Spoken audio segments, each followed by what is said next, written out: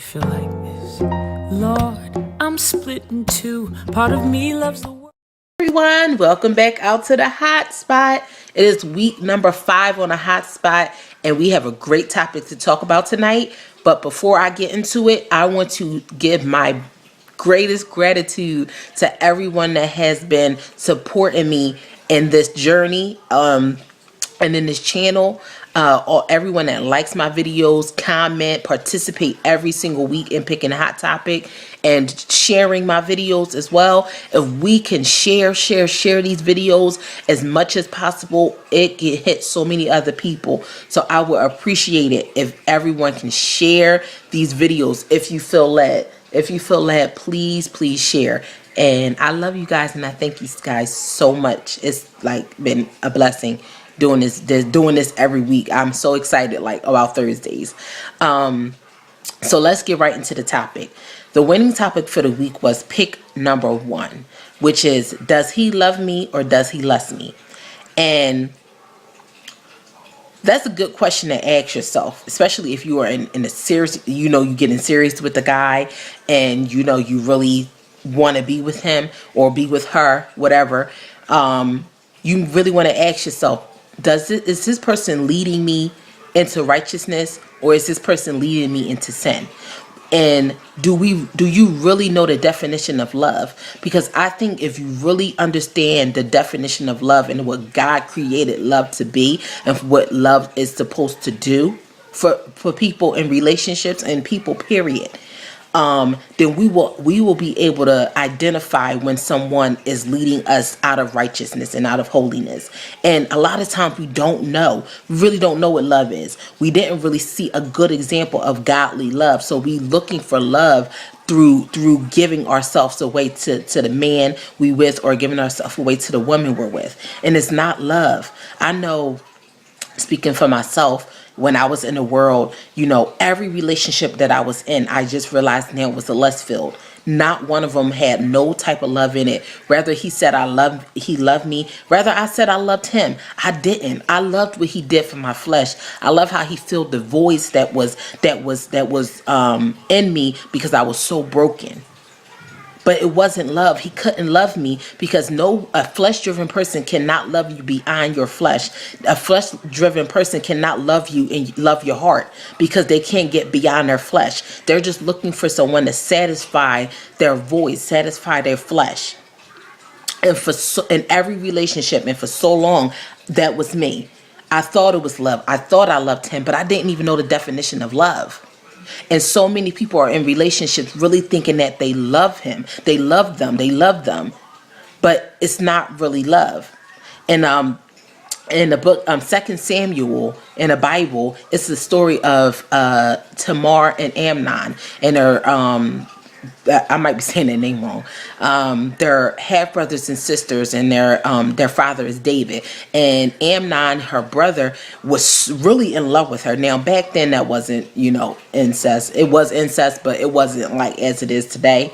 But he really loved her, and he wanted to be with her. He really did. So he faked sick, and long story short, he wound up raping her. So when he raped her, instantly after he was done, he realized, I don't love this woman. This is not who I want. And he kicked her out. He kicked her out his house. He said, get out, get away from me. I don't want you. He instantly became angry, because he realized that I only wanted her for one thing, and I got it, and now I don't want her no more. And I can think on numerous occasions where in my relationships where we tried taking out sex, we tried taking it out, but when we took it out, we had absolutely nothing in common. So he wound up leaving, or I wound up leaving, because we had nothing in common. We had nothing to talk about. Only thing we had in common was that we wanted to please each other's flesh. And that is how so many people's relationships are. In order for you to keep him, the only reason he's staying is because you're giving him some. The only reason you staying is because you're giving him the cow. It was like, why buy the cow if you can get the milk for free? You get what I'm saying? A man respects a woman that has standards, that requires standards. So you don't have to give yourself out to different people to make them love you. Any man that's going to lead you, or any woman that's going to lead you into the bed of sin, is the person that you shouldn't be with. Because a godly man, the man that God has for you, will protect your purity. He fear God's enough. He fear God that he's like, listen, if I don't want to lead this woman into anything that is unrighteous, anything that's not pure, anything that's not holy. So any man that is leading you into the bed of sin, into lust, into fornication, is the man that you need to run from. But you must first know the definition of love. Because if you don't, you'll get love mixed up with lust, thinking that I gotta give him my body in order for him to see that I love him. I have to let him beat on me so that he can see, so that he can show me that he loves me. You know, so many women out here are getting beat up daily, getting abused daily by their men, because their men is saying, I'm beating you because I love you, because I care, and because I'm angry. Love is not easily angered. It says that in 1 Corinthians chapter 13. It explains love. It is patient. It is kind. It is worthy. Love sees your heart. Love doesn't push you into sin. It pushes you out of sin. So anyone that is pushing you into sin, you need to let them go. Let them go. Let them go.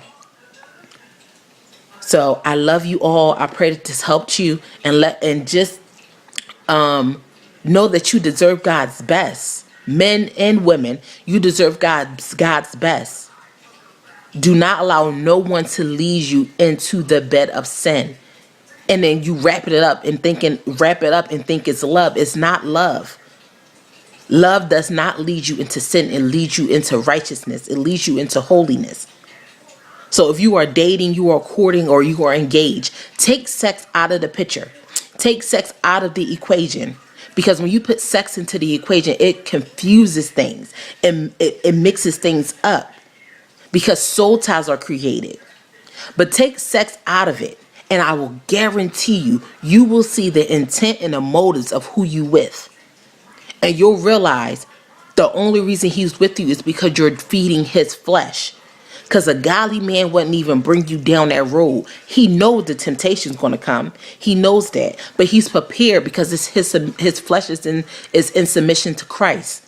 So I ask you, are you in love, or are you in lust? Only you will know. This is your girl Ed. I love you all so much. Please share if this bless you in any way. And I love you guys. And it'd be cool if we could love the Lord and still go do our thing. But see, it doesn't work like that. You gotta be white or black.